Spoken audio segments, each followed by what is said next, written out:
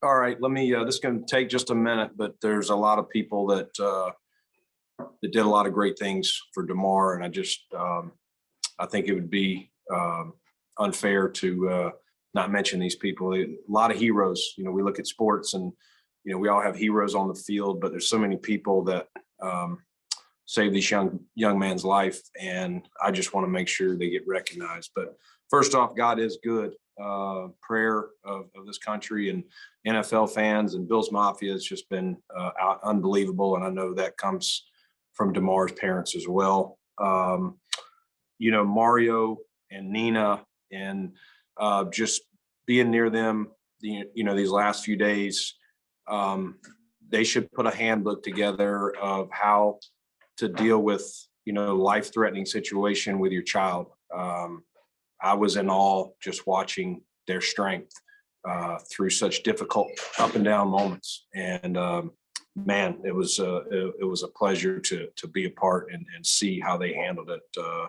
I don't believe I would have handled it with the same strength if that was my son. But the Bills medical team, I know that guys have been mentioned, led by Nate Bresky.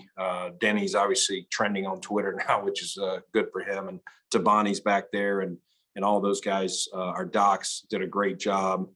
One person that probably hasn't been mentioned is Corey, one of our equipment guys, who had to get there and get his face mask off so that they could work on him. And not easy when you see the situation, Damar's in. The two doctors yesterday that did the Zoom and answered a lot of the medical questions, Dr. Bill Knight, Dr. Tim Pritz, their team, amazing. And I want to go through some of those people, starting, when this happened on the field.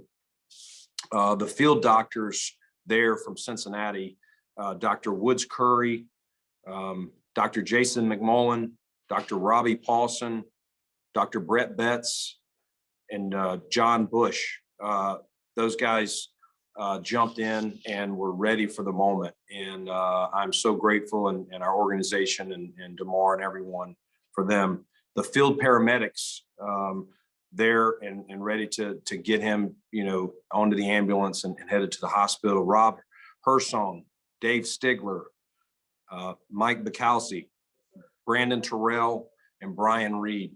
Those guys, amazing work, in such a stressful moment.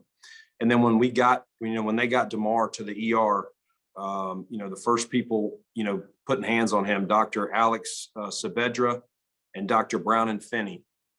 The trauma team, Dr. Val Sams and Dr. Eileen Donovan. And then the ICU people, that a lot of these people, we were interacting with when we went back there to visit Damar, from the time he was in there and we could first see him till, I left yesterday. Dr. Betty Sway, she wants no credit, but she did a heck of a job. Claire Deglow, probably spent the most time with Claire. She was the day nurse. Unbelievable poise watching her work. Brianna Ruhlman, Kayla Boehner, and Molly Lincoln. So there's many others, but I'd be remiss if and if you know any of these people, you're in Cincinnati, take care of them and thank them. They are heroes.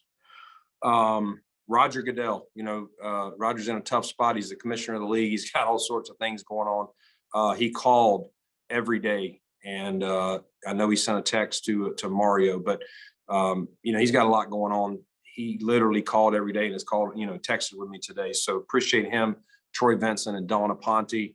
The Cincinnati Bengals, Mr. Brown, his organization, anything we needed, from hotel rooms to meals, they were just leading the way. Zach Taylor, I know Sean's talked about Zach, but Zach and Darren Simmons came over even before, while Sean was still there, waiting to see, how Damar was going to do once we got him, into the ER. And Zach's wife, Sarah, she came over and brought meals the first night, and just so authentic. It was just, it was very touching. The city of Cincinnati, all sorts of people, prayers, sending things. Just what a great city. You never want something like this to happen, but a lot of love and respect for that town and that city and the support they've shown. Sean Smith and the officials, I thought they did a heck of a job in a critical moment of how to handle this situation. And then last but not least, I want to start with here, Sean McDermott, what a great job of leading our team back here, getting them home. And, it was a very tenuous moments, as we know, as Damar was trying to battle this through and a lot of unknowns and uncertainties, and just the vulnerability that Sean showed, working with our team, helping us get counselors here. And just, I went into the team meeting this morning. He's got this team rock solid. And, I'm biased, but through what we've been through in this guy deserves Coach of the Year for what he's done. Our coaches, our team leaders, Josh, Tremaine, all those guys, I've been checking in with some of them and through this process, and they're humans, and these are not gladiators or, as Sean mentioned earlier, robots. And this has been a tough ordeal, and I'm just so impressed and so appreciative of our team, our organization, and Terry Pagula's leadership. So I know that was long. I appreciate your patience, but it was very important for me to recognize all those people. Brandon, through saying that, it seems like you've met so many people over the last couple of days. Could you explain what the last few days were like for you and why you felt it was needed and necessary to stay in Cincinnati with Damar? Yeah, it's, it's real simple, Maddie. It's what would you want someone to do for your son? And I got two boys, and, Sean wanted to stay as well, in fairness to him, and we were trying to figure it out. But as we're dealing with this in minutes, trying to make these decisions, we decided it was, we are the leaders, and he needs to lead these coaches and this team and help these guys get through back here, because we don't know how long this is going to be. And we may have a game, which we do, to prepare for. And so we divided it up, and I said, let me stay here. Let me support here. We'll work this out. And that's why I love Sean. He's we were able to work this through, and he did a great job there. But it was a roller coaster, Maddie, but just seeing his parents and the strength that they shown through this time, and different friends and family that showed up, it was great to see and learn more about Damar. Obviously I knew who he was through the draft process, and then just getting to know him this last year and a half, but you learn so much more and you see why he is who he is by, spending time with Mario and Nina. It's just so impressed with the medical team too. Just these people, yes, they're medical people, but their bedside manner, their care, hugging us and seeing tears out of their eyes. There's going to be a huge party when Damar gets out of there, and that's the only part I'm sad that I'm not going to be able to see him walk out of there, but I'm going to be so thrilled when we get him back here. What was it like to be there and see the support roll in from across the nation and across the world, and really see that GoFundMe number go up to well over 7 million now? Man, it was, Tabani was keeping up with that, and just like, hey man, he's at 3-point this, he's at 4-point. And I was just like, and, we were laughing with his mom. You try to have some laughable moments in there, and we were laughing. She's like, man, he just wanted $2,500 for this thing. She's like, some of the toys he bought, there was always like some disagreements with which child gets this toy and that. And I was like, you're going to be passing out cars next year, not toys. And so it's going to be exciting to see how excited Damar is about what he can do, because that's who Damar is. And he's so selfless, and he's always got a smile. I know Josh mentioned that yesterday. The kid always has a smile on his face. And today in that team meeting, man, it was hair on the back of my neck stood up when he said, I love you boys, man. And the room went nuts. It was just, it was awesome. That's amazing. Thanks, Brandon. Thanks, Maddie. Hey, Brandon, John Worrell. Hey, John. I hope you've been getting some sleep. How uplifting was it? For having been there for, those 2 first days, and then to know that he was awake and was gripping people's hands, to know that he had made that step in his recovery. For you to be there, how heartwarming was that, and I guess emotional? Very emotional. When anyone that's had loved ones in life-threatening situations, the docs explained it to us. They said it's going to be 2 steps forward, 1 step back. So, and they're always giving you best case, worst case. So there's always ups and downs, and that's where we wanted to just try and bond together with the family and help each other through it. But it was such positive news, I would say 2 days ago, and then yesterday walk in there at 7 a.m. and Dr. Knight comes in and is like, "You're not going to believe it." Like, he's responding to commands. He's given us, he's still intubated, but he's given us, signals with his hands, and he's nodding. And, I wanted to go back there then. He's like, "Hey, we're going to talk through a few things where we're at." But we got back there around 8 to Bonnie and Nate and myself, and just able to hug him, and the grip strength that he had. I told Mario, I said, "I'm not a crier, but man, it was emotional, and a lot of grown men in there crying yesterday." But it's something I'll never forget. And just one last thing, just as difficult and trying and then uplifting this week has been, I know you've probably had to have your GM hat on in dealing with the business of the NFL and this game. And I know a lot of this is about Damar, but just I just need to ask, were you the point person on dealing with Troy and the NFL on the game being canceled, and just what your thoughts are on just how this whole seating thing is coming out?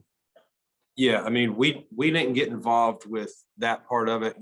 We basically just John left the game and just said, "Listen, we can't play. You guys have to decide what it is." They did keep me and Terry in the loop of some of the things that were being discussed, but we didn't really weigh into what our thoughts were. For the most part, it was really just, these are some of the scenarios, and I know what came out last night, but it still has to be voted on and approved. So we'll see where that goes today. I perfectly understand. I had to ask the question, but all the best to you, and just the news on Damar is so fantastic. Yes, it is. Thank you, John. Hey, Brandon, it's Bove. You were obviously closer to the situation than most anybody was. You, his family, and some other staff members. I think yesterday, the Zoom call with the doctors was probably when most of the outside world finally got peace of mind and knowing that he might be okay. Was there a moment for you where you had that moment of thinking, wow, he might get through this? Yeah, I would say, when I left the hospital, my days are running together, but, they had to flip him over and, into a prone position early around 5:30 or 6 the morning after it happened. So that would have been Tuesday morning. When we left on Tuesday night, they said, "Listen, he's handling this well, but the big thing will be when we flip him back. How does he handle that?" And sometimes the way it was explained to me is, you flip them for an hour, but they start to struggle again, and you got to flip them back onto prone. And if you can't get them to be able to lay back on their back, like I'm kind of sitting here, then there's other procedures that have to be done without getting too deep into the weeds. And so when they said later that day that, "Hey, he's handling this great," that is great news. And that tells us that he's out of the woods from, the worst kind of scenario. And so you started to feel relief. Still not there yet, but like I said, from that point on, it just seems like things were trending up. And then yesterday morning, you walk in there and he's responding to commands. Was absolutely not what I thought I was going to hear. And it was just, it was definitely tears of joy. I know you never draw it up this way, but your team has dealt with an unbelievable amount of adversity this past season, really start of the season and onward. Your focus this week was Damar, but what does it say about the rest of your group that they've been able to navigate that, get through this, and kind of, can come out on the other end? Yeah, Matt. I probably get emotional if I talk too much about it, but I'm so proud of our organization, our team, just so many people, the way we've dealt with so much this year. Definitely not the way you draw it up, but I don't know what's going to happen the rest of the season on the field. I really don't. This is a group of winners. And I will forever remember this team, this season, the moments of it. I'm still hopefully optimistic that we can make a run. But I don't know if there's ever a team I'll be more proud of than this for all that's been dealt. And we're still sitting here with all this at 12-3 and a chance to still do something. So we'll see what happens there. But I could talk for hours how proud I am. I figured. Thanks, Brandon. Thanks.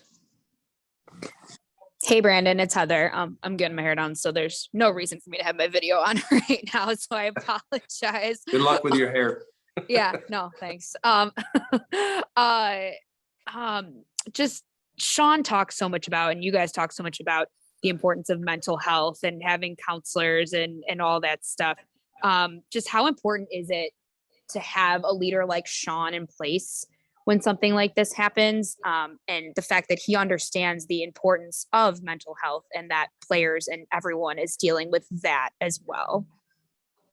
Yeah, I mean, one of Sean's greatest strengths is he's a great listener.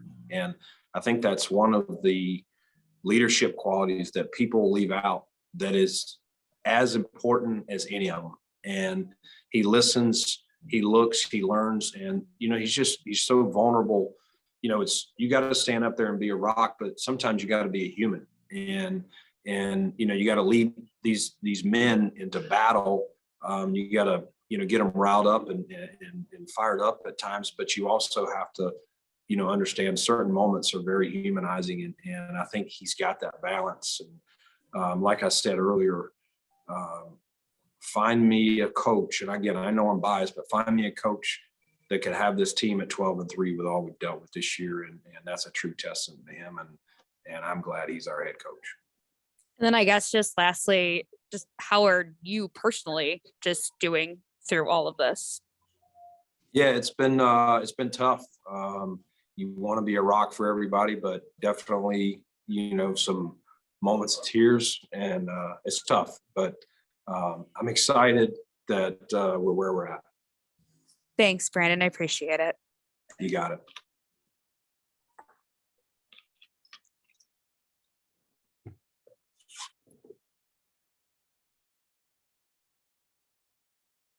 Matt, we're having trouble hearing you, so we're going to go to John.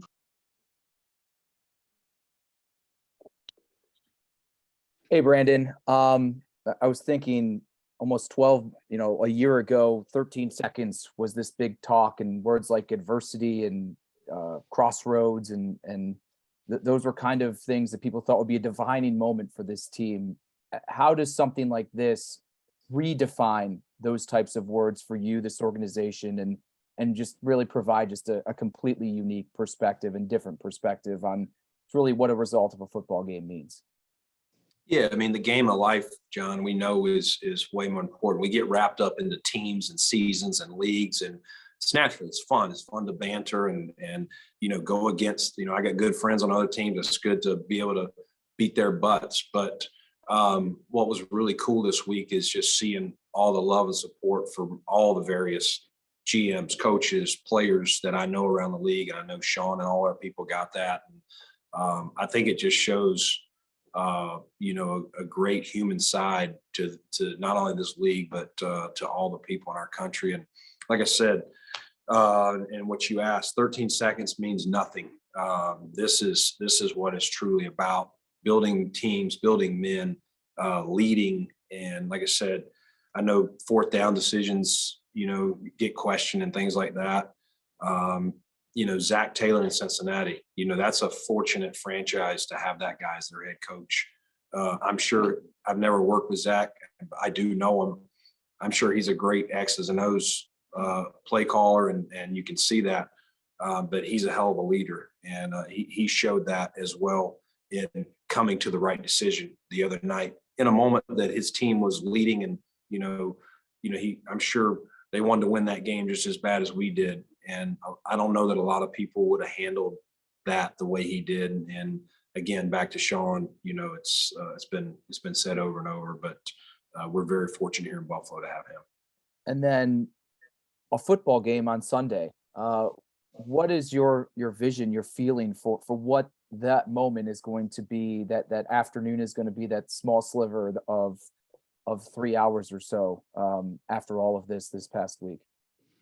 Yeah, I mean, it's going to be a celebration of life and an ongoing life, and, just a celebration that, I mean, this is going to not only be a celebration in Buffalo, but the whole country, and I'm sure people internationally have watched this situation. And so I think it's going to be a great seat if you got a ticket to come here and to just be a part of this atmosphere.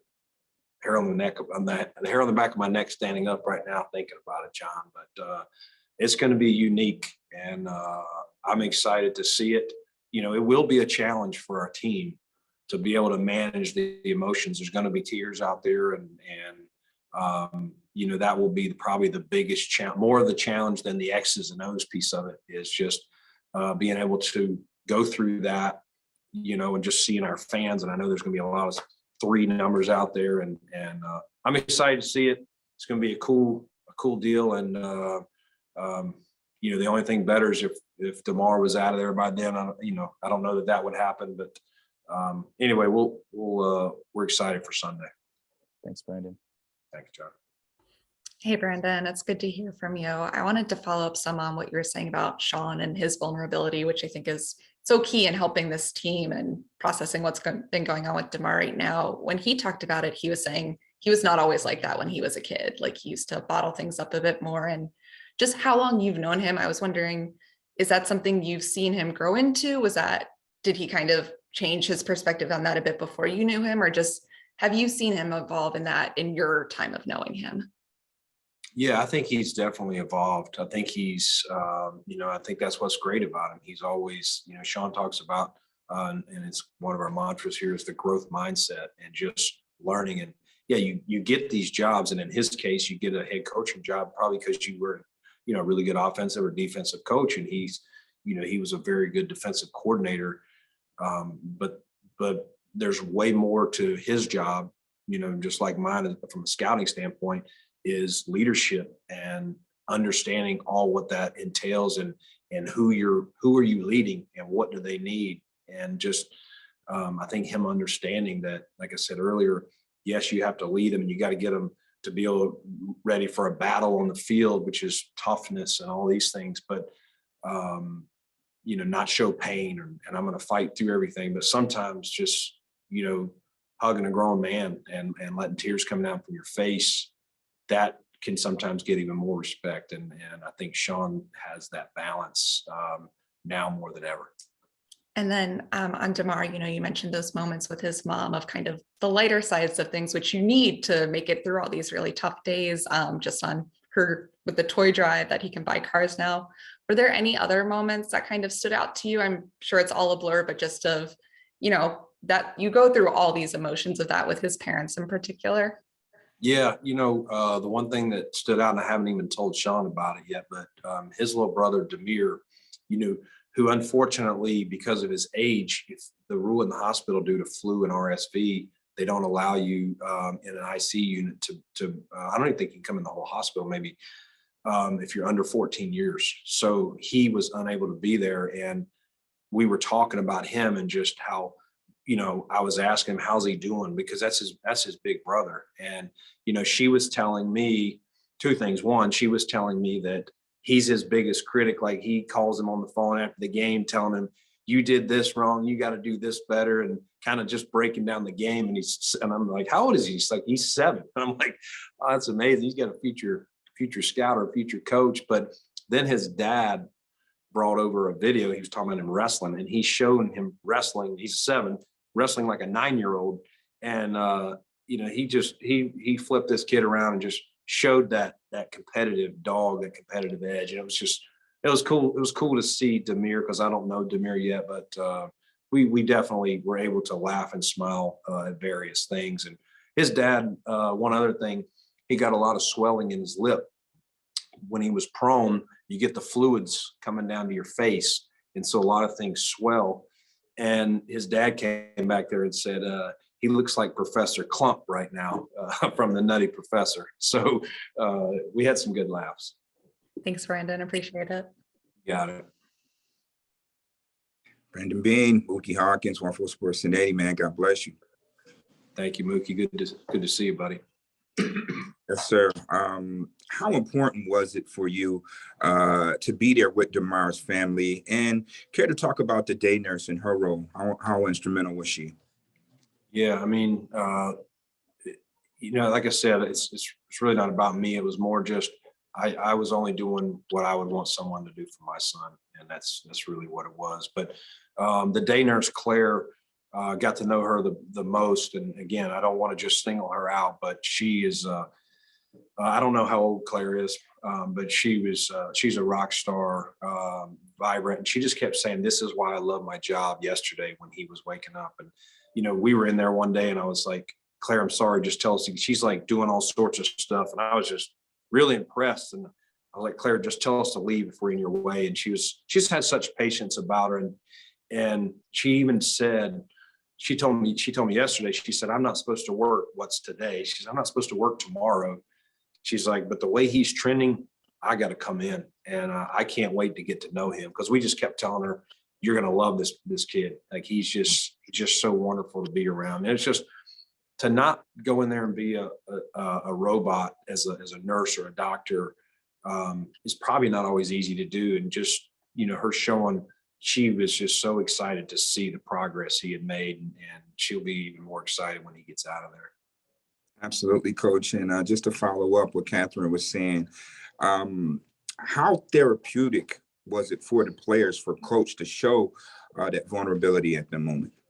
Yeah, I mean, I think the guys have, you heard that from Mitch and Dane and Josh, and I'm sure more of them will say it. I think Sean has a great pulse of the team, and he knows what they need. He knows when they need a kick in the butt, and he also knows when they need a hug, and that's what's special about him. Appreciate your time. Thanks a lot. Thanks, Mookie. Brendan, you talked about the challenge of keeping emotions in check for Sunday's game.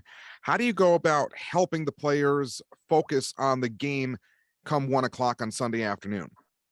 Yeah, I mean, I think that's where Dr. Des and her crew and her skills, giving these guys, some tools to kind of get yourself recalibrated and focused that you're about to go into, cross the line into an NFL game and being ready and, not going ups and downs and just kind of being steady. And Sean's got a plan to kind of tomorrow go through some of the things that they will expect to see out there. But, that you can't prepare for everything. You're not going to know what all the fans are planning to do and some of the various emotions you'll see there. But just trying to give them as many tools and tips because there's going to be emotions flowing pregame to kind of recalibrate when it's time to, kick the ball off. What are some of the tools that you're at liberty to share that the team has? Well, I'm not a clinician, but Dr. Des, she does it sometimes on one side of the ball. She meets with people individually. She's got some various strategies that she goes through, and I don't know them all per se.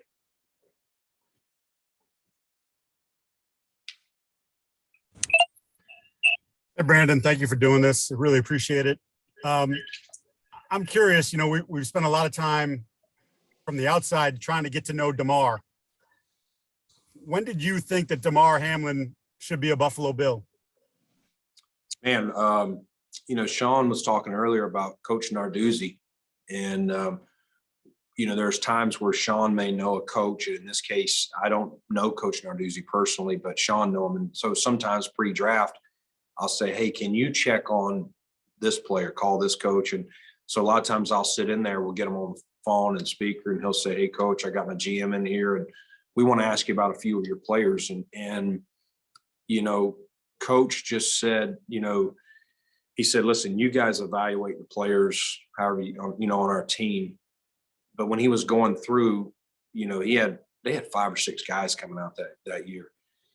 He's like, the steadiest guy that you're going to find and a true high character leader is Damar Hamlin, wherever you have. They don't necessarily know where you rate him. So that was one of the things that stood out when you hear the coach of, a team saying, this guy he's got it, and he's got the it factor, the want to, and wherever his skill set is, what you heard is he's going to reach that and then some. And those are the types of players that you love to get, especially later than draft. So, he's sitting there. We talked about him around earlier, and he was still sitting there in the sixth and turned it in. And last year played more of a reserve role, but he worked so hard this year. I was talking with his dad. He worked so hard this offseason to prepare himself, and he's been a sponge with Micah and Jordan. And, we were talking about, he had a little bit of a blessing that this offseason, Jordan and Micah in training camp both had some injuries. So he got to get reps with the ones, and, he didn't expect to be starting by game 3, but, unfortunately Micah went down, and I think he's done a great job of filling that in and not leaving a true void without Micah. And Brandon, if I could just get back to Sean for a second. He's helping to lead the organization, right? And he's helping to help the players with their own feelings and their own health. Who's helping Sean? Because he's carrying a heavy burden and a heavy weight. And I think as we saw him yesterday at the press conference, he looked pretty worn down, a little bit better today, clearly, right? Because of the news, but who helps Sean? Yeah, I mean, I think that's for everyone here, and to try and, again, I mentioned we have Dr. Dez and some various people. Leslie Frazier is a good, mentor. And I know Sean has reached out to some other coaches that have dealt with various things. And I think, that's what a good team of people, or a good family, and family is probably the better word, but, we all want to win. We all work hard. We're all competitive. Sometimes we go at it, but we have a deep love for each other. And I think we know when we need to put our arm around someone. And so I think we're all making sure that we're looking out for each other. Thank you, Brandon, very much. Thanks, Mike. Hi, Brandon. Alex Brasky with the Batavia Daily News. The NFL just sent an email revealing plans for all 32 teams to honor Damar this week, including pregame moment of support, field painting, pregame shirts, and then your team will be wearing 3 jersey patches. Can you just speak about that news and just the overwhelming support from the league, and maybe if there's any additional plans from your team to show support for Damar coming Sunday? Yeah, Alex, I think it's, as I mentioned earlier, it says a lot about our league that we're all competitive and we're all trying to win every single thing. We're trying to win the draft. We're trying to win games, and ultimately trying to win a championship, fighting against each other. But this week, I mean, every team changed their logo, on their social media page to pray for Damar.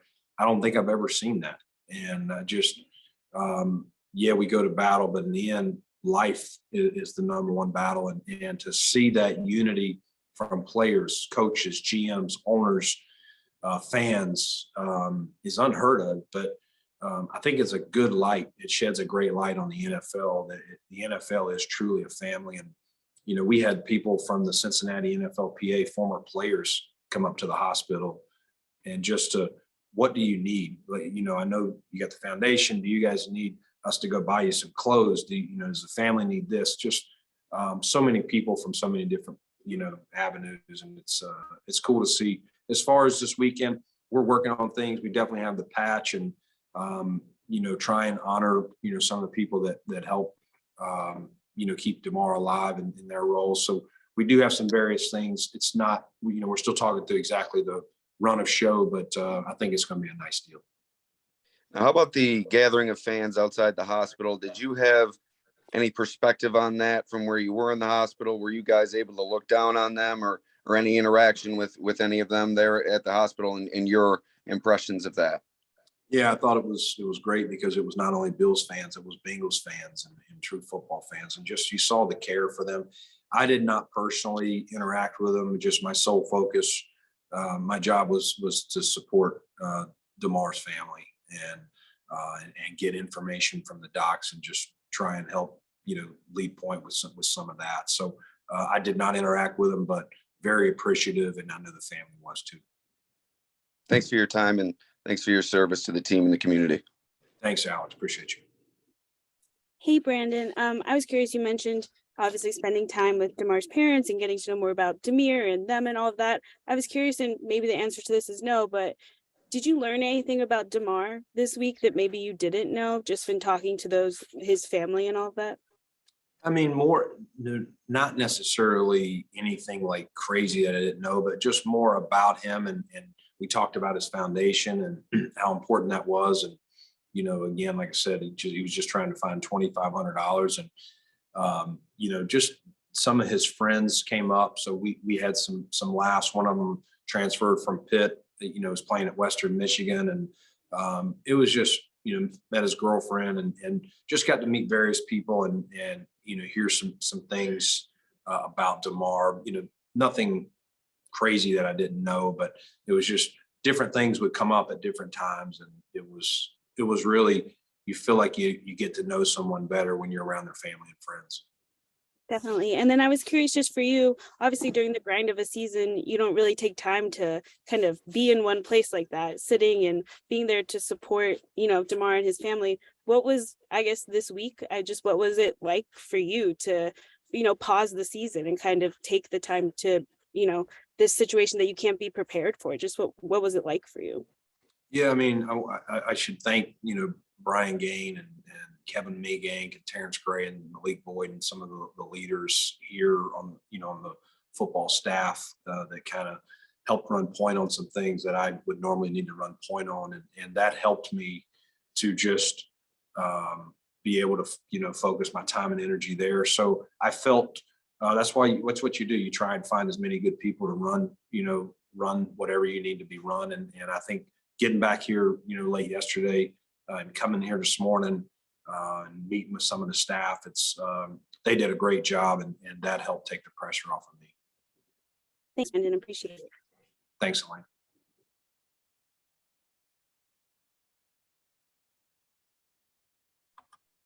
Brandon, Dave Naylor from TSN.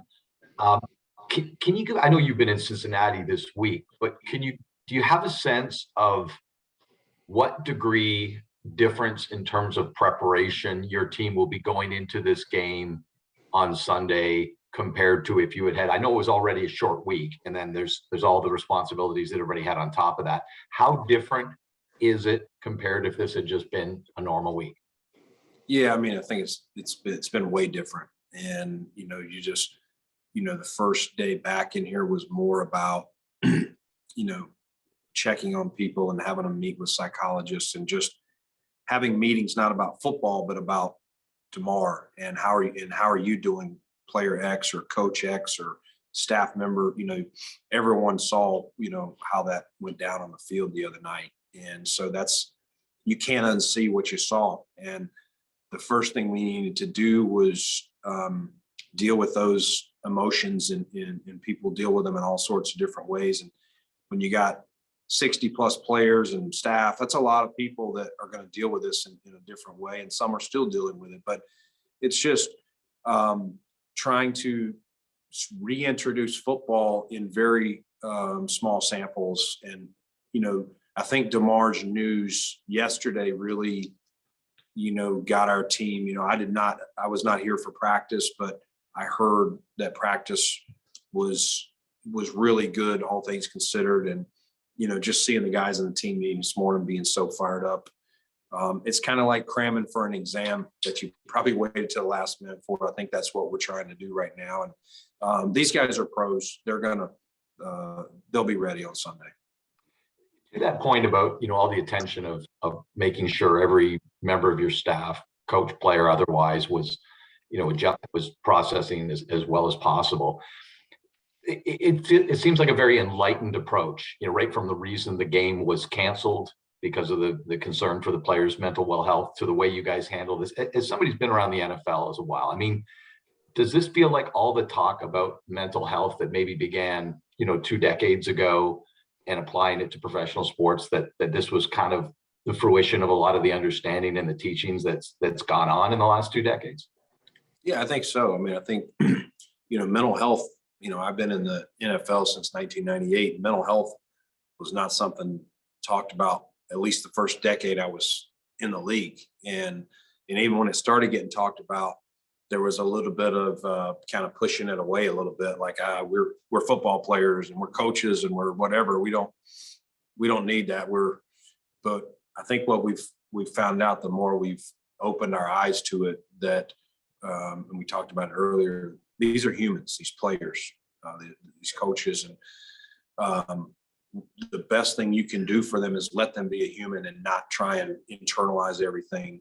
I think that makes them better people, and ultimately it will make them be a better player if they can deal with things properly. And that's what we've tried to do. Thank you very much for your time today. Appreciate you.